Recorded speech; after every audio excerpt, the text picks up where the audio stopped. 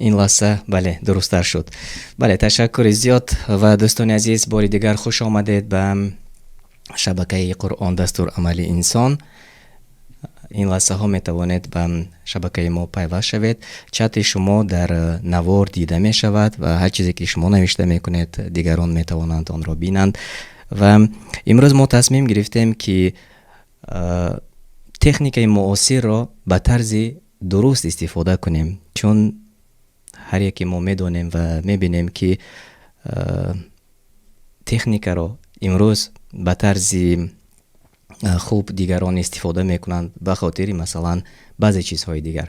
و ما امروز یک برنامه تستی تصمیم گرفتیم و این برنامه تستی ما آزمون است. آزمون سوال و جواب به بعضی سوال هایی که مربوط به سیرت رسول الله صلی الله علیه و سلم است و باز یک سوالنامه ترتیب دادیم در مورد آمدن نازل شدن آیات های یک سوره. و واقعا این خیلی مفید و مهم است برای هر یک نفر ما. همچنین این برنامه برای فرزندان ما نیز خیلی فایده‌ناک است. از این خاطر ما کوشش میکنیم و امروز این یک نمود تستی برنامه را با شما گذرانیده میبینیم و اگر که موفق که شدیم و اگر که برای شما نیز پسند آمد، در آینده ما باز کوشش میکنیم آن را بهتر نیز گردانیم.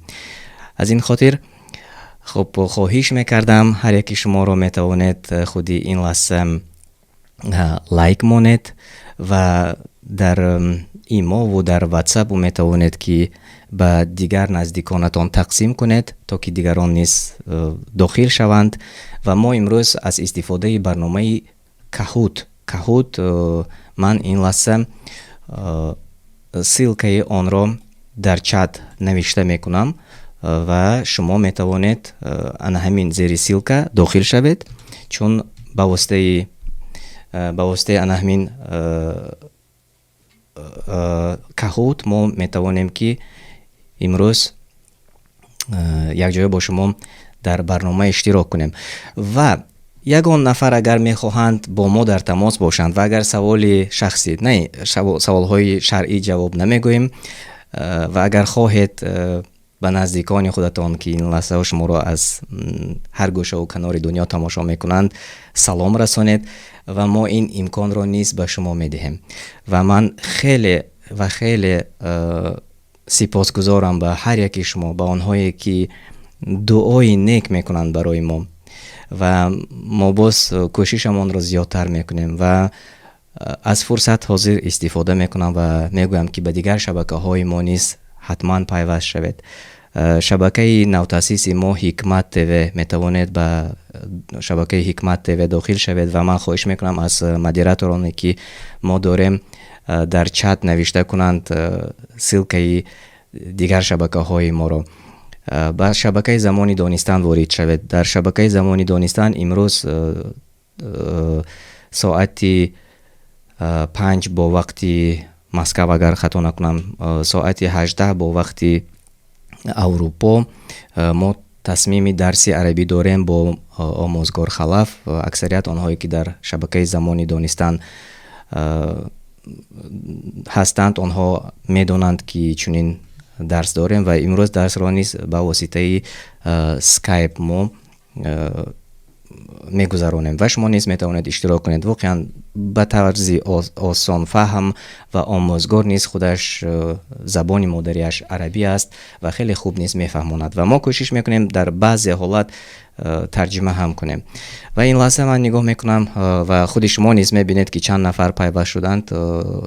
افیری ما تقریبا 34 نفر تقریبا هستند.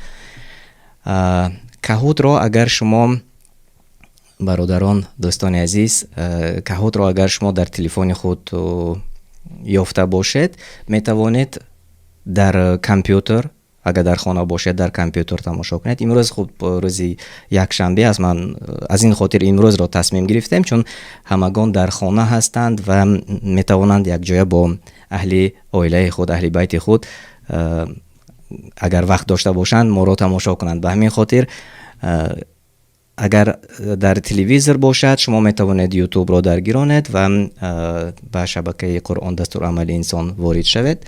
من خودی حاضر خب به شما نشان میدم. انا همین چیزی که شما میبینید کاهوت است. با انا همین جا وارد میشوید و از کامپیوتر اگر ما رو تماشا کنید دیگران میتوانند با واسطه تلفن موبیلی خب آماده باشند. خب با سوال های شما انشاءالله حتما که جواب میگویم چون در کامنتاری ها می نویسند سوال های زیاد آماده رسیده ایستاده است و هر جایی که من میتوانم جواب گویم حتما جواب میگویم و با سوال های خب وابسته به خود شبکه ما باشد و سوال های شخصی باشد حتما جواب میگویم. و خب تقریبا 34 نفر هستیم و بیایید آغاز میکنیم. طور تستی من به شما رقم پین بازی خود حاضر نوشته میکنم و شما از آن داخل میشوید به بازی و سوال پیشنهاد میشود، وریانت ها پیشنهاد میشود و کدام وریانتی درست که باشد شما رنگ را انتخاب میکنید. اونجا چند رنگ است همون رنگ را پخش میکنید. خب اگر آماده باشید من این حال تیار میکنم برنامه رو و پین رو برای شما دسترس میکنیم.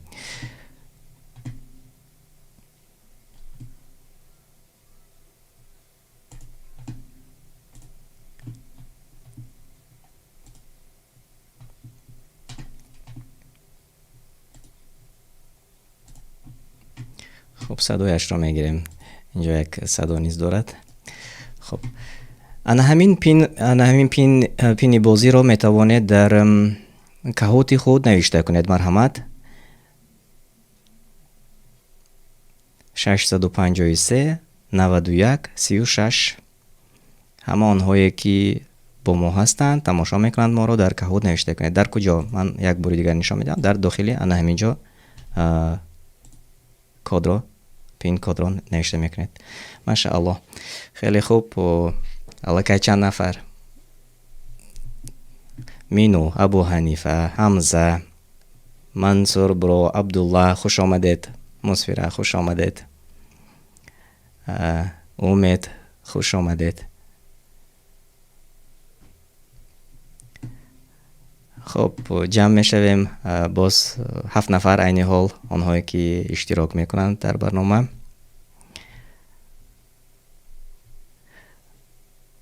خب مرحمت رقم های تلفنی ما نیز زیری نوار نوشته شده است چون برادران سوال میکنند حتما که میتوانیم با شما در تماس باشیم اگر شما خواهید.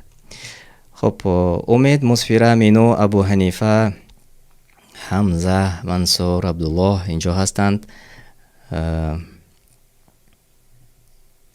و هر کسی که باز میخواهد اشتراک کند مرحمت باری دیگر تکرار میکنم شما در اینترنت کاهوت نقطه ای ت داخل میشوید و انا همین پین رو نوشته میکنید یعنی که 653 91 36 و ما امید تجکه خوش آمدید.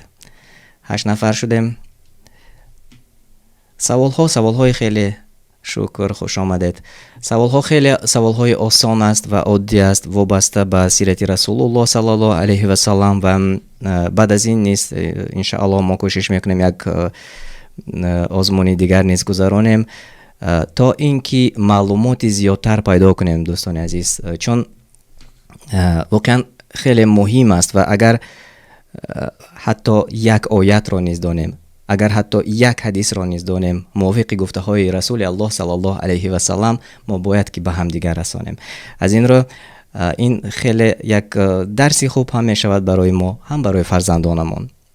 چون امروز روز یک شنبه است، بار دیگر تکرار میکنم، همگان با اهل نزدیکان خود، پیوندان خود نشستند و یک در کامپیوتر یا اینکه در تلویزیون میتوانید به شبکه قرآن دستور عملی انسان وارد شوید و با واسطه تلفن موبیلی بس سایت kahoot.it داخل شوید و آن همین پین را نوشته کنید. حمزه خوش آمدید. خب 10 نفر شدیم. خب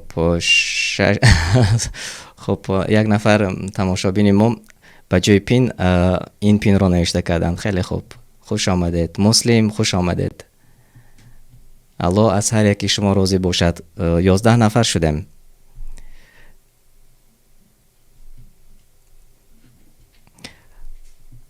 خب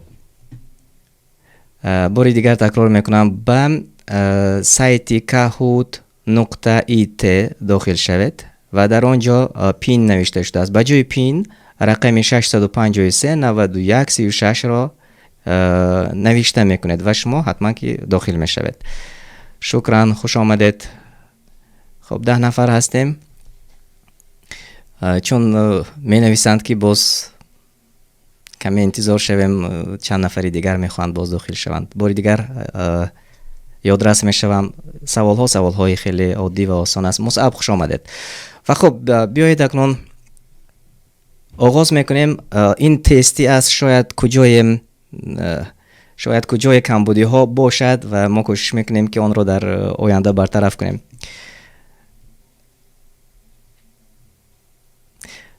خب اگر شما آماده باشید ما سر میکنیم بازی را. فکرهای اسلامی نیست، شادمان نیست. خوش آمدید. خیلی خوب، بسم الله.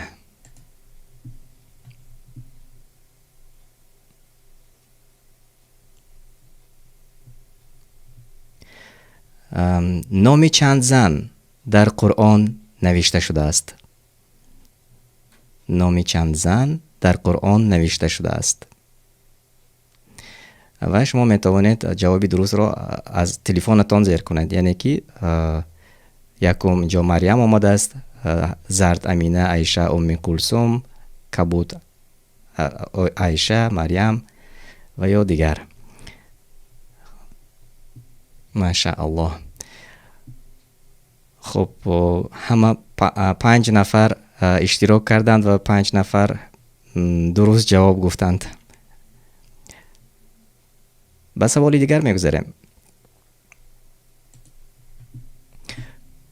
خب عبدالله یکم شده، درست جواب گفتند، 830 خال گرفتند. مینو 825 خال، مصعب 790، امید 772. یعنی اینجا نشان داده شده است از 10 نفر کسی اولین شده پخش کردند. به سوال دیگر میگذاریم و میبینیم که کی به جای اول میبرد. یعنی شما نیز این لحظه ها میتوانید کوشش کنید و به جای بالاتر گذارید. سوال دوم، از همه درازترین سوره قرآن؟ وریانت ها آل عمران، بقره، نیسا، اخلاص. و زودتر شما در دوام 20 ثانیه باید که آن همان رنگ را پخش کنید. کدام رنگ را شما کسی پیشتر پخش میکند آن هوای جوابی درست گفته است. و خیلی خوب، 10 نفر. خب مینو به بالا برآمد، یعنی که اولین شده جواب گفت. در جای دوم عبدالله و در جای سوم منصور. برا دوام میدیم. سوال سوم، کدام سوره را ام الکتاب میگویند؟ کدام سوره را ام الکتاب میگویند؟ الناس، آیت الکرسی، یاسین، فاتحه. شما در تلفن موبیلی خود رنگ دارید، اون رنگ را میتوانید که زیر کنید تا که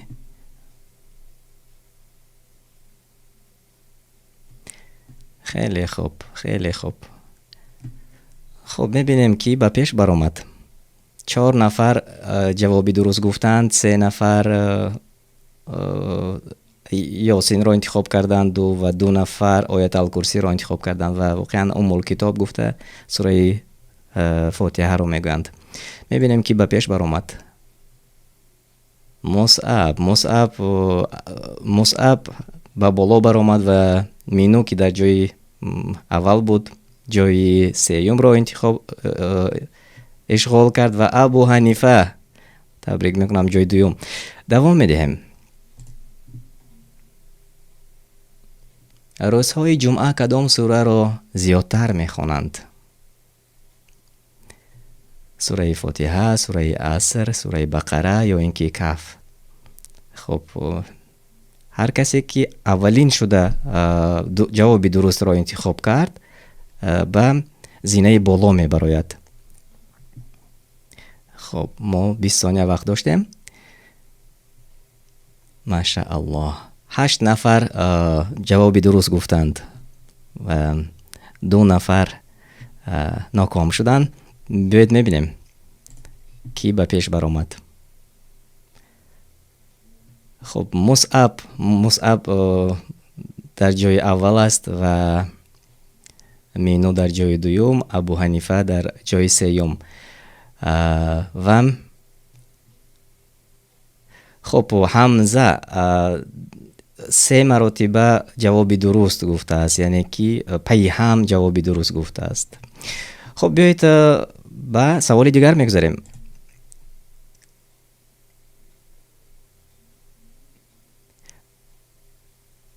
نام پدری محمد صلی الله علیه و سلم چیست؟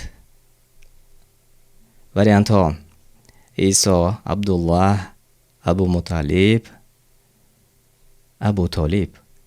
کسی پیشتر شده جواب درست را زیر کند و بالاتر خالی بلندتر را میگیرد. 7 نفر جواب درست دادند. ماشاءالله ماشاءالله. خب بیایید میبینیم کی به پیش برآمد.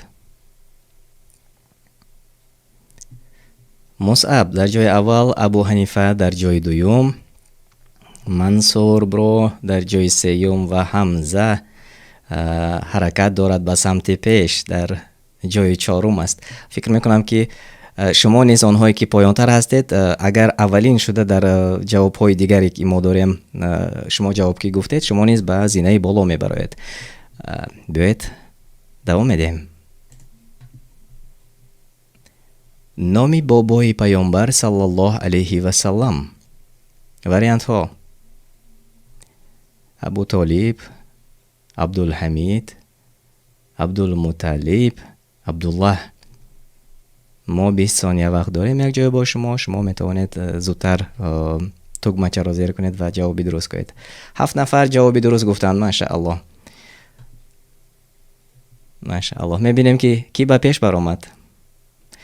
خب دوستان عزیز خوش آمدید. میتوانید این لحظه لایک مونید تا که دیگران تماشا کنند و شما میتوانید به دوستانتان شبکه ما رو روان کنید تا که آنها نیز پیوست شوند، چون باز یک 10 سوال دیگر نیز داریم که به مثل همین خیلی شوق آور است و تبسم میکنیم، خنده میکنیم و همچنین خوش میگذرانیم شام خود را و باز یک معلومات دیگر نیز به خود پیدا میکنیم. الله از هر یکی شما راضی باشد. دوید میبینیم کی به پیش برآمد. مصعب در جای اول است و ابو حنیفه در جای دوم. تبریک. حمزه به پیش برآمد و در جای سوم قرار دارد. منصور برو کمی پایانتر و عبدالله در جای پنجم. دوام میدیم و نزدیک میشوند به غالبیت مصعب، چون مصعب پیهم به 6 سوال درست جواب گفت. از 10 سوال به 6 سوال پیهم درست جواب گفت و همین خاطر در جای اول است.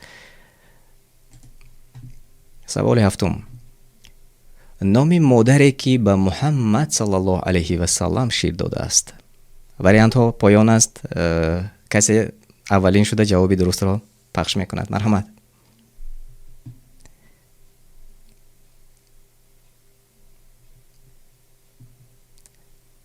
خب چند ثانیه دیگر. یک. درست. 6 نفر جوابی درست گفتند. ماشاءالله. 6 نفر جوابی درست گفتند. و ببینید تماشابینان عزیز، به همین بازی، یعنی که ما یک بازی میکنیم و همچنین معلوماتی خوب برای خودمون پیدا میکنیم. ببینید از 10 نفر ما اگر چند نفری که خطا جواب گفتند، بعد از این دیگر درست درک میکنند که چه از جوابی درست. حلیمه مادری که به محمد صلی الله علیه و سلام شیر داده است، میبینیم که به پیش برآمد. محمد مصعب در جای اول، ابو حنیفه در جای دوم و حمزه در جای سوم و مینو نیز باز وارد شد به قطار اولین ها. منصور برو از بین رفت و مینو آمد. دوام میدهیم. قوم حلیمه چی نام داشت؟ مادری که به رسول الله صلی الله علیه و سلام شیر داده است، قومش چی نام داشت؟ بنی انصار، بنی طالب، بنی اسرائیل، بنی سعد. اولین شده که زیر میکند، پخش میکند، درست رنگی درست را برد میکند.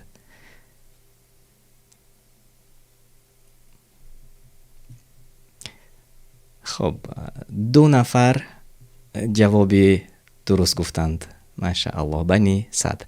و خب دوستان عزیز، آنهایی که این لحظه پیوست شدند و تقریبا 68 نفر ما را تماشا میکنند، شما نیز آماده باشید، میتوانید در همین بازی شما نیز اشتراک کنید و طرز اشتراک کردن شما با واسطه تلفن موبیلی خودتان kahoot.it داخل میشوید و من پین کد رو برای شما روان میکنم، آن را نوشته میکنید. خیلی آسان و عادی است داخل شدن. انتظار باشید، بعد از این بعد از یک سوال دیگر، 2 سوال دیگر شما نیز میتوانید وارد بازی شوید. خب ماشاءالله. ابو حنیفه به بالا برآمد، جای اول 5862 خال. مصعب در جای دوم و حمزه در جای سوم. ابو حنیفه به 7 سوال آخرین ما پورا درست جواب گفت، یعنی به خطا به 7 سوال ما جوابی درست گفت. تبریک میکنم و ما باز سوال دیگر داریم. بیایید میگذاریم به سوال دیگر. در طول چند سال قرآن نازل شد؟ در طول چند سال قرآن نازل شد؟ 25، 23، 60 یا اینکه 32. کسی جوابی درست را میداند زودتر پخش کند تگمچه را و رنگ درست را. ماشاءالله. 9 نفر جوابی درست دادند. 9 نفر جوابی درست دادند. 23 سال. در طول 23 سال قرآن کریم نازل شده است.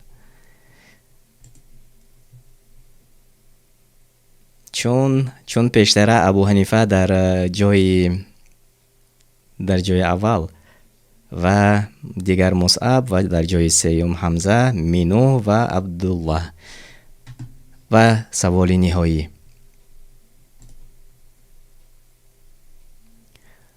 محمد صلی الله علیه و سلام در چند سالگی وفات کردند؟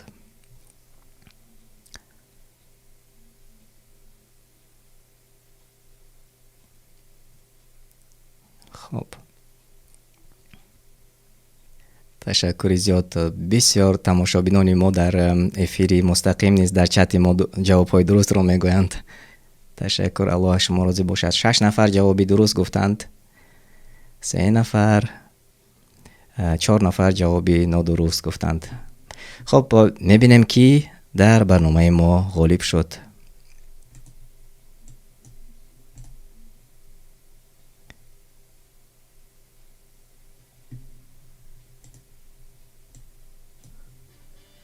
در جای سوم عبدالله، در جای دو مصعب و در جای اول ابو حنیفه. ماشاءالله ماشاءالله. مبارک باشد. این قرصک ها برای شما. ابو حنیفه 7543 خال گرفتند و مصعب 7139 خال کمی پستر میکنیم صدایش را. و عبدالله 6234 خال 3 نفر غالبیتی مطلق. تبریک میکنم، تبریک مبارک باشد. و واقعا بار دیگر دوستان عزیز، تماشابینان گرامی، این یک بازی بود و این بازی را به طور درست ما امروز به طور درست استفاده کردیم، چون من و شما باخبر هستیم، میدانیم که همه آنهایی که میخواهند بازی ها را هر گونه در هر راه استفاده میکنند و این زمانی معاصر است و از این خاطر ما این تصمیم را گرفتیم، گفتیم بیایید همین بازی هایی که مثلا در دیگر راه استفاده میکنند ما آن را در راهی درست استفاده کنیم تا فرزندان ما، تا خودی ما یک معلوماتی خوب برای خودمون پیدا کنیم، آموزیم. این انشاءالله که خوب است و بهتر است و یک چیزی که تربیوی است و ما خودمون یک معلومات دیگر پیدا میکنیم، یعنی که روز از روز خودمون نیز کمی باشد هم رشد میکنیم. و بیایید سوالنامه دیگر من این حال تیار میکنم. تقریبا 78 نفر ما تماشابین داریم این لحظه. در واقع خیلی عجیب است ببینید که 50,000 نفر آنهایی که یک جای در شبکه قرآن دستور عمل انسان هستند و همگی 70-80 نفر تماشا میکنند. سبحان الله. و از این راه شما میتوانید انشالله اگر لایک مانید یا اینکه با دیگران روان کنید شبکه قرآن دستور عمل انسان را تا دیگران نیز داخل شوند. من برنامه دیگر رو این لحظه میسازم. تیار است، سوال ها تیار است و خب شما میتوانید که زیادتر از این پیش ما تقریبا 10-11 نفر اشتراک کردیم و در برنامه دیگر میتوانیم زیادتر باشیم.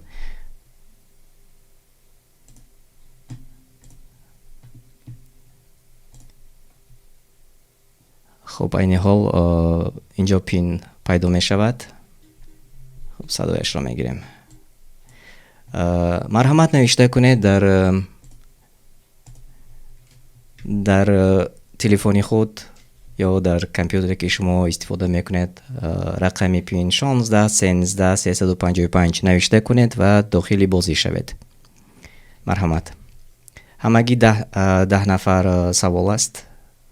سوال در مورد نازل شدن یک سوره و چند آیتی آن.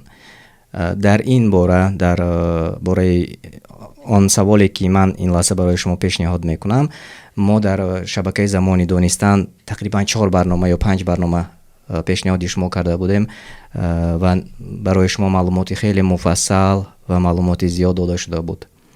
این حال نمیگویم کدام سوره است، چون شوق‌آور آن است که شما این لحظه اشتراک کنید در آن بازی و جواب‌های شما را فهمیدن می‌خواهیم که برای ما جواب‌های درست میگویند، پیشنهاد میکنند.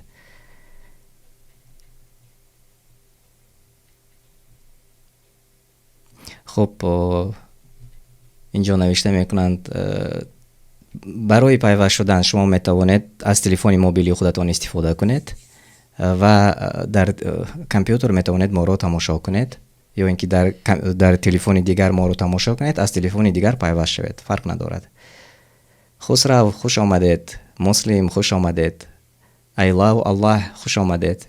ابو حنیفه خوش آمدید. امید، شادمان، منصور برو، مینو، مصعب، حمزه خوش آمدید. 10 نفر شدیم و 90 نفر هستیم. آنهایی که ما را تماشا میکنند شما نیز میتوانید اگر خواهید در آزمون اشتراک کنید.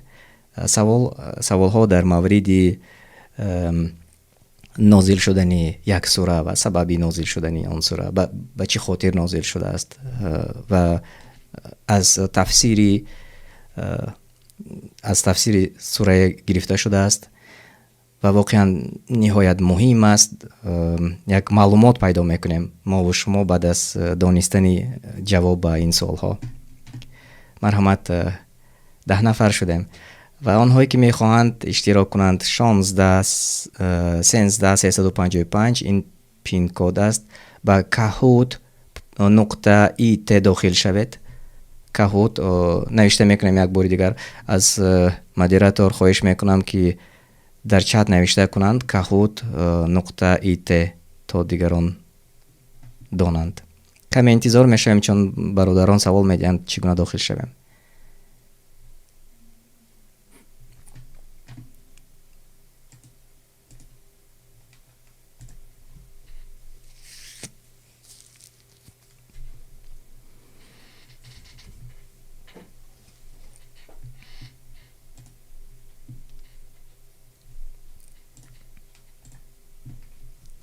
مرحمت تماشابینان عزیز، زیادتر شدن.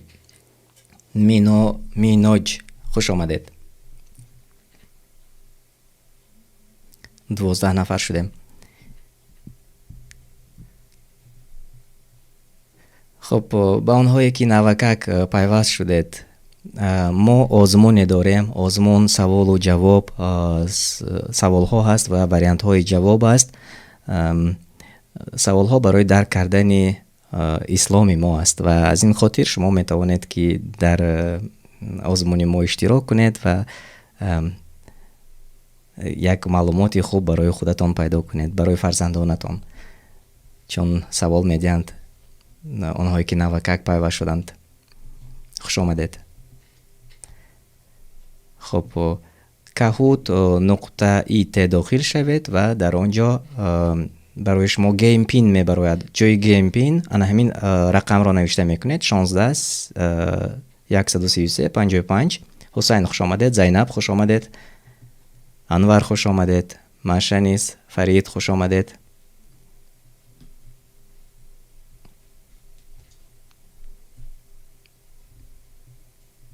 هفده نفر شده. ماشاءالله. خیلی خوب. خیلی خوب. الله از هر یکی شما راضی باشد. کمی دیگر انتظار میشویم و همان هایی که مختارف خوش آمدید.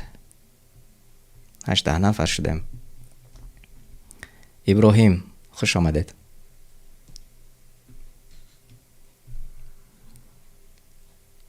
عبدالمطلب خوش آمدید. 20 نفر شدیم. خب تماشابینان عزیز، همه آنهایی که ما رو تماشا میکنید لایک مانید و دیگران تقسیم کنید تا که دیگران نیز توانند اشتراک کنند، یک بهره گیرند، چون وقتمان رو ما هر گونه صرف میکنیم به فایده است و وقتی هست که آن را ضایع میکنیم، یعنی به فایده صرف میکنیم. از این خاطر وقتی خودمون کوشش کنیم که درست صرف کنیم، در راه درست صرف کنیم و یک معلوماتی خوبی برای خودمون پیدا کنیم و به همین خاطر ما این بازی را کوشش کردیم که برای شما آماده کنیم، تشکیل کنیم. خیرالله خوش آمدید. کهوت نوشته کردند کسی و اگر نام خودتان را نوشتن نخواهید می توانید مثلا ابو منصور یا اینکه یگون نامی که تخلص باشد بگذار نوشته کنید. یگون مشکل ندارد. مهمش اشتراک کردن است و حتی برد کردن نیست، اینقدر مهم نیست، بلکه اشتراک کردن و معلومات پیدا کردن این است مهم. خب بیتالی میپرسند چگونه داخل شویم. برای شما میگویم کهوت نقطه ای ت مدیراتور نوشته کردند، به همونجا داخل شوید و در جای گیم پین انا همین رقمی که شما میبینید نوشته کنید: 16 133 55. بهادر خوش آمدید. خیرالله خوش آمدید. 20 نفر شدیم. خب بیایید آغاز میکنیم. 20 نفر هستیم و سوال چخری که گفتم در مورد نازل شدن یکی از سوره ها ما آماده هستیم. بسم الله. تاجیک بهادر خوش آمدید.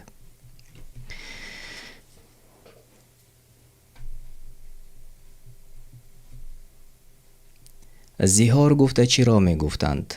مردان عرب در زمان پیش زیهار میگفتند.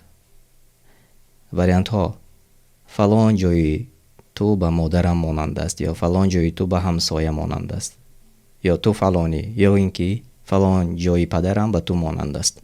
جوابی درست کدام است؟ زیهار گفته چرا میگفتند مردان عرب در زمان جاهلیت.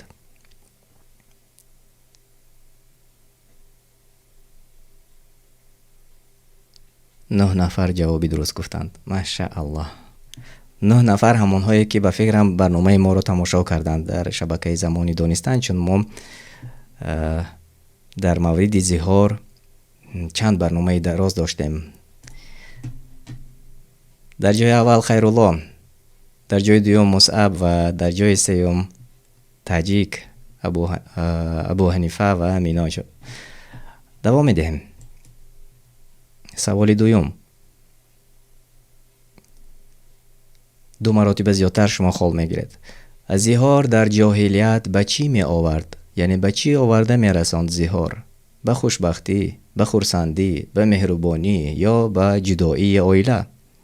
زیهار به چی آورده می رساند در زمان جاهلیت؟ 2 مراتب زیادتر خال میگیرید. کسی اولینش پخش کرد. به جدایی عائله. 8 نفر جوابی درست گفتند. ماشاءالله.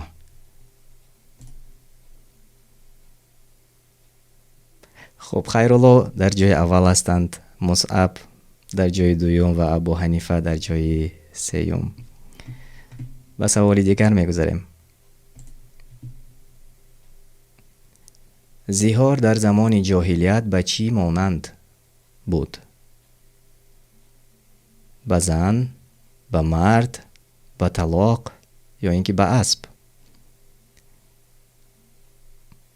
آنهایی که میدونند تبسم میکنند، خنده میکنند. بله، به چی مانند بود زیهار؟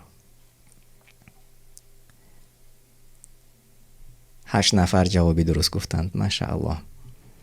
به طلاق. زیهار به طلاق مانند بود و در زمان جاهلیت یگان جایی اگر مرد میگفت به زنی خود، یگان جایی تو به یگان جایی مادری من مانند است میگفت، زیهار میشد. وقتی که زیهار میشد عائله ویران میشد. خب دوامش را نمیگویم چون سوال ها موافقند و به همین خاطر به سوال دیگر میگذاریم. خوش آمدید آنهایی که نوکک به شبکه قرآن دستور عملی انسان پیوست شدند. خیرالله در پیش بودند و به جای سوم گذاشتند. ابو حنیفه به جای اول و مصعب در جای دوم. حمزه پیوست شدند و اسیه نیست. خوش آمدید و تبریک میکنم. دوام میدیم. سوال 4: کسی که برد کرد 2 مراتب خلاه زیادتر می شود. کدام سوره در مورد زیهار نازل شد؟ سوره بقره، سوره عصر، سوره یاسین یا اینکه سوره مجادله؟ 2 مراتب خالی زیاد میگیرید کسی که جوابی درست گفت. یعنی که اگر در پایان باشد بالا میبراید. ماشاءالله. 11 نفر جوابی درست گفتند. سوره مجادله. سوره مجادله در باره زیهار، یعنی در باره زیهار در همین سوره آمده است. میبینیم کی به پیش برآمد.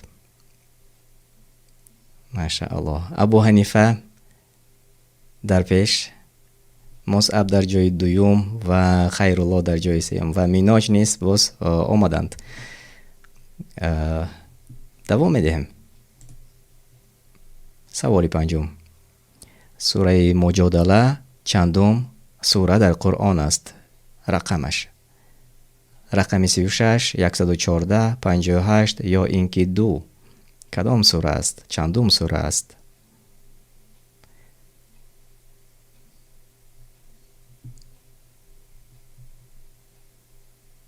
ماشاءالله. 13 نفر جوابی درست گفتند. 13 نفر جوابی درست گفتند. و واقعا باعث خرسندی است، باعث یک خوشبختی است که ما امروز توانستیم که این گونه تصمیم را گیریم و ما توانستیم که به خواست الله سبحانه و تعالی این گونه آزمون را گذرانیم، چون یک معلومات خوبی دیگر پیدا میکنیم، یک معلوماتی نو پیدا میکنیم، آنهایی که نمیدانستند. و هم شوخی میکنیم، هم خرسندی میکنیم، هم باز کمی باشد هم درس علم میگیریم. دوام میدیم. بیایید باز 5 سوال دیگر داریم. کی در جای اول است؟ ابو حنیفه، مبارک باشد. ابو حنیفه در پیش و در جای دوم مصعب، خیرالله، اسیه و ایلا و الله بر آمدند به بالا، به زینه های بالا. سوال ششم: به خاطر کدام زن سوره مجادله نازل شد؟ باور کنید به نهایت یک سوره که وقتی معنایش رو میخوانیم احساسی، کس اشک از چشمانش جاری می شود وقتی که این سوره رو تفسیرش رو میخواند. به نهایت تکان دهنده است. خب جوابهای شما رو میبینیم که جوابی درست گفت. 5 نفر جوابی درست گفتند. بله، حوله بنت ثعلبه آن زنی بود که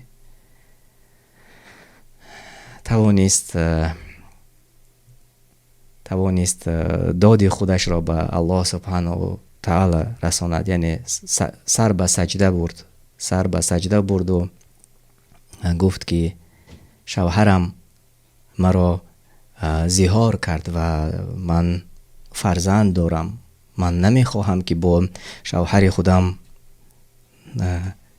جدا شوم. این چگونه می شود که شوهری من گفت که فلان جای تو به فلان جای مادرم مانند است و دیگر بین ما جدایی پیدا شد.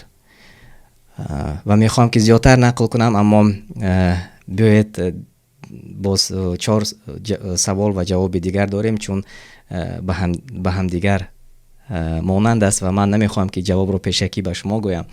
از این رو دوام میدیم و میبینیم که کی به پیش برآمد. ابو حنیفه 6691 خال. ماشاءالله. مصعب، اسیه، خیرالله آمدند و میناج.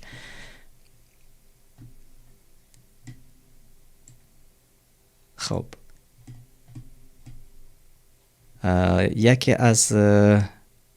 یکی از اشتراکچیان ما به 3 سوال اخیران درست جواب گفتند. کام با فکرم اگر خطا نکنم. بیایید به سوال دیگر میگذاریم. نام شوهری حوله بنت ثعلبه چی بود؟ خالد ابن ولید، افس ابن سامت، علی ابن ابو طالب یا اینکه مصعب بود؟ مرحمت جوابهای خودتون رو نوشته کنید. ماشاءالله 9 نفر جوابی درست گفتند. افس ابن سامت بود، شوهر حوله بنت ثعلبه که ناخواست در یک حالت می شود که سببش هم ناچیز بود و به همسرش می گوید، به حوله بنت ثعلبه می گوید که فلان جای تو به فلان جای مادری من مانند است، به همین گونه معنا. و بعد از این بین آنها زهار پیدا می شود و حوله بنت ثعلبه نزد رسول الله صلی الله علیه و سلم آمده می پرسد: یا رسول الله صلی الله علیه و سلم، شوهرم این گونه گفت، چی شد بین ما؟ رسول الله صلی الله علیه و سلم می گویند: بله، بین شما زهار شد. در این وقت حوله بنت ثعلبه به نهایت احساسی می شود و می گوید من فرزندان دارم، من دوست می دارم شوهرم را، من نمی خواهم که با بین ما جدایی شود. ولی رسول الله صلی الله علیه و سلم می گویند دیگر بین شما جدایی شد و سرش را سجده می کند و از الله می پرسد: یا الله به داد من رسیدن کمکم کن. و این گونه سوره مجادله آیات های 1 تا 4 نازل می شود. و بیایید دوام میدیم و انشاءالله شما می توانید در شبکه زمانی دانستن، من از مدیریتور خواهش میکنم نوشته کنند زمانی دانستن چگونه شما میتوانید پیوست شوید و آنجا برنامه پوره ما رو میتوانید شما تماشا کنید در مورد تفسیر سوره مجادله آیات های 1 تا 4. 3 سوال دیگر باقی مانده است. میبینیم کی در پیش است. ماشاءالله. ابو حنیفه در جای اول، در جای دوم مصعب و اسیه، خیرالله و میناج.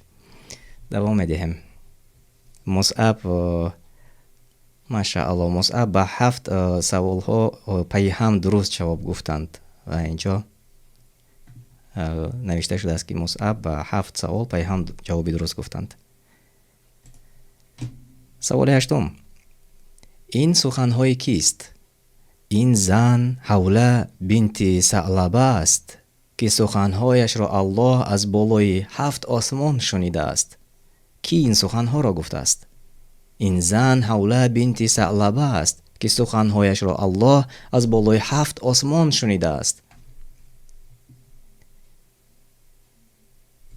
علی ابن ابو طالب، عثمان ابن عفان، ابوبکر صدیق یا عمر الخطاب گفته است؟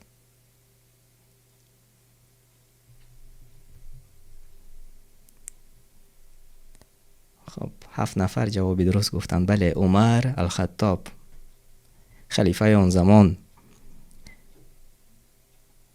وقتی که روزه می شود با زن و می خورند یک جایه با دیگر صحابگان و آن زن عمر رضی الله عنه را به سخن می گیرد و گپ می زند و حتی می گوید که یک زمان تو عمر چه بودی و امروز تو عمر خلیفه مسلمان ها شدی. یعنی که با این گونه سخن می کرد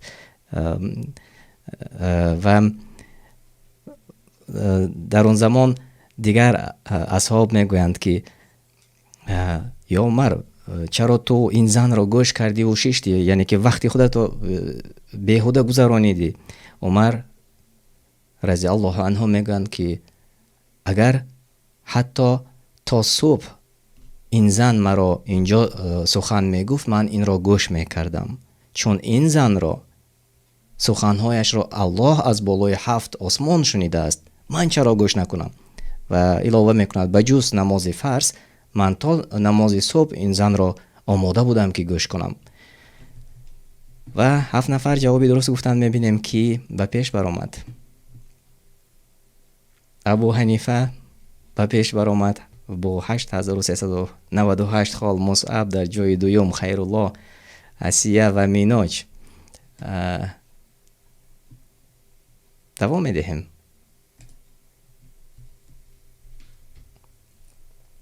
معنای مجادله چیست؟ بحث سخن، کشمکش، حقارت یا دشنام یا نام زن یا صدای سور یا سورنای.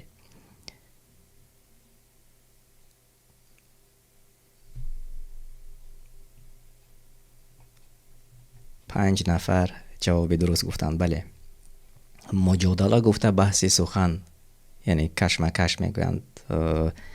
وقتی که خب میخواستم نقل کنم ولی به فکرم در سوال نهایی جواب می آید به همین سوال و بعد از آن من کمی در مورد بحث سخن و کشمکش انشاءالله که برایتان نقل میکنم. خب بیایید میبینیم که به پیش برآمد.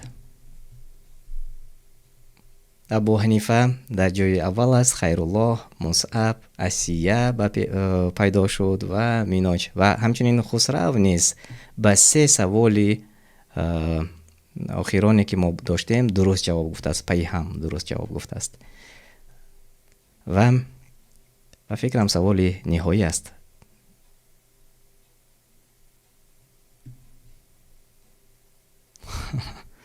بله، این بازی به شما پسند آمد.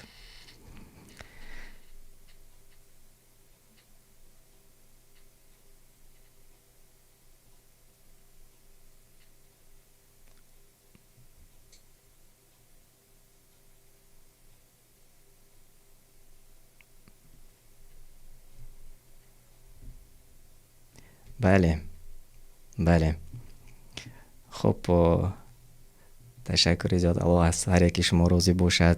و بیایید کوتاه درباره آنی که به چه خاطر کشمکش میگویند یا مجادله میگویند همین سوره را گفته میگذارم و شما باز معلومات پوره را میتوانید در شبکه زمانی دانستن داخل شوید و برنامه هایی که ما پیشتر قبلا آماده کرده بودیم در مورد تفسیر سوره مجادله و آیات های 1 تا 4 آنجا پوره تر گوش کنید.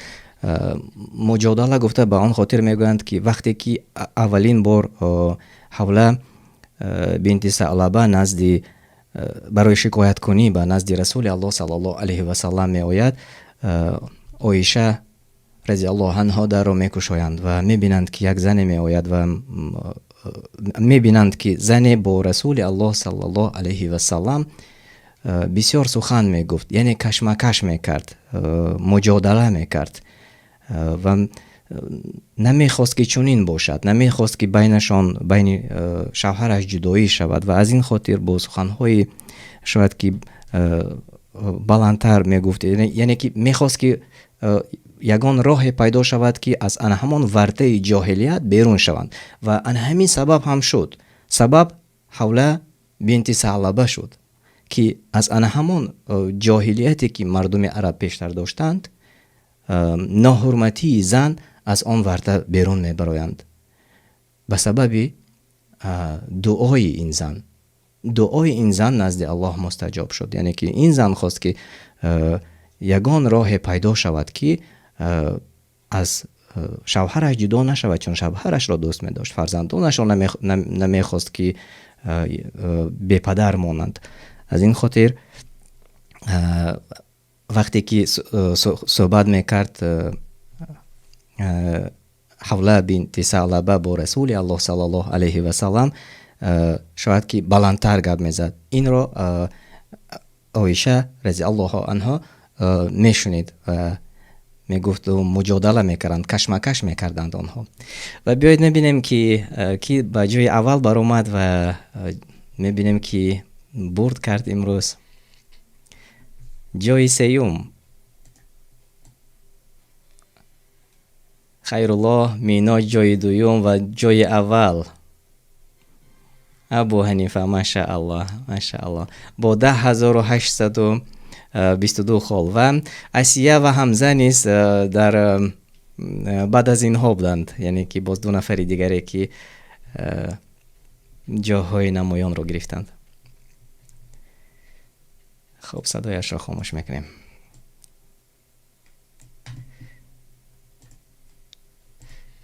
خب بار دیگر تماشابینان عزیز خوش آمدید میگویم هر یک شما را و امروز ما امید داریم که وقتمان رو کمی باشد هم خوش گذرانیدیم، خوب گذرانیدیم و با ثمر گذرانیدیم. مهمش چون